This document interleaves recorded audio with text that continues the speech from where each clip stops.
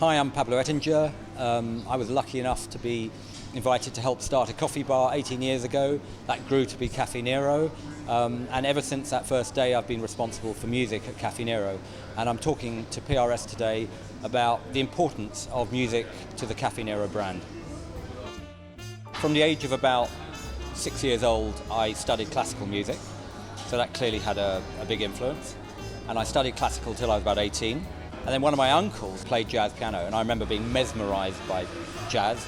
So I had a very broad range of influences, really. I play jazz. I do one gig a year, which is at Cornbury. I wrote and created a CD a couple of years ago with my music on. Music's very important to me, and I've kind of brought it into Caffè Nero. We always played music. You know, from the day we opened Caffè Nero, music has been playing. But the amount of attention it's been given has grown and grown and grown over time. And I think, generally we get very positive feedback about the music. I think people recognise that our music is not background music, it's a lot more than that. We use the music to change the atmosphere. So we, like all good retailers, we split our day into what we call day parts. So the breakfast day part, we have classical music playing. So it's quite chilled, it's it's got a certain atmosphere. And then at 11:15 in the morning, it turns to jazz. So immediately the beat comes and everything perks up, and you can actually feel the atmosphere change. And then that plays over lunchtime, which is always busy anyway and a lot going on. And then in the afternoon, we have a mixture of folk, pop, world, leading into soul in the evening. So getting more and more up-tempo as we go through the day. So it has a huge influence. It is absolutely core, because one of the reasons people come to a Caffè Nero is because of the atmosphere. It feels good. They want to come in. Obviously we've got a great team behind the bar, but the atmosphere is really important. And part of the atmosphere is made by the music. And if you go into a Caffè Nero and for whatever reason the music's not playing, it just feels flat. It's amazing what a difference it makes. We've talked to our staff about it, and we have talked to customers about it.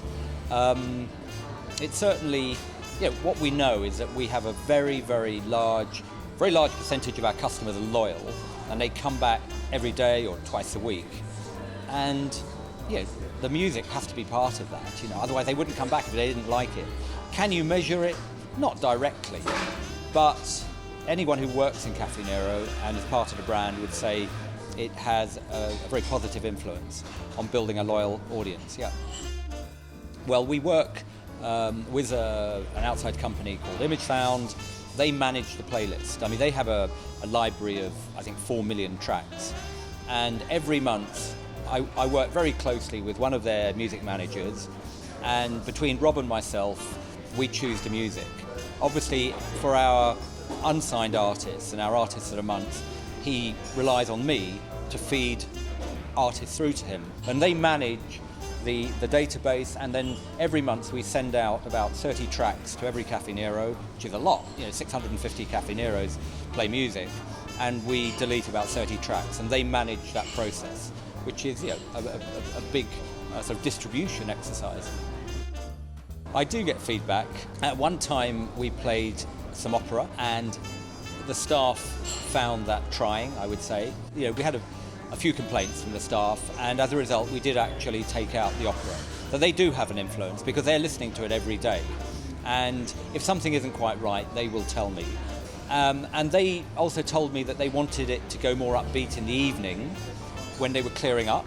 So we play later in the evening, we play much more upbeat music when they're clearing, because it makes them feel good. And in the morning, before the customers get there, we try and play something that's more upbeat as well when they're getting going in the morning. So they have a big influence.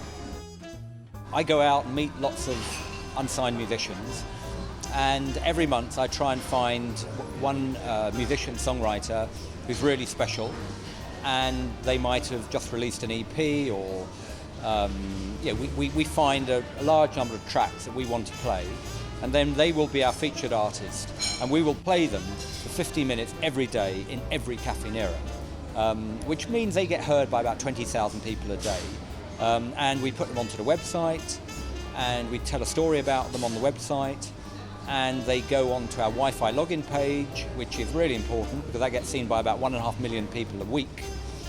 So we really try and promote them and their EP and their music.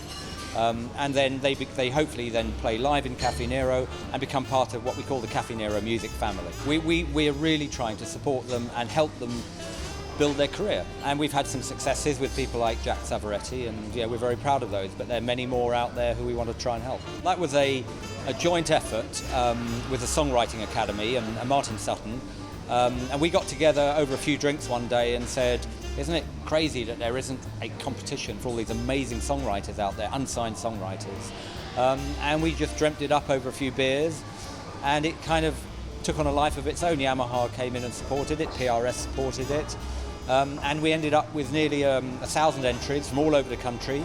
We had 12 heats all over the country in Caffè Neros, 2 semi-finals in London, 1 in the Yamaha showroom, and a big final in London, and 4 amazing winners. And in fact, one of the winners is already playing in Caffè Nero, so it worked really well. We can build on that every year now. For first year, I think we were very happy with it, very successful.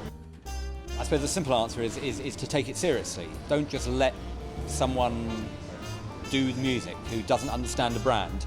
Who's ever in charge of music has to really get the brand, and usually that's a very senior person. So really someone quite senior who understands the brand should have influence in choosing the music to make sure that it matches the brand. I mean, it's absolutely essential. Just as they influence the design, the colours and everything else, it's part of the brand.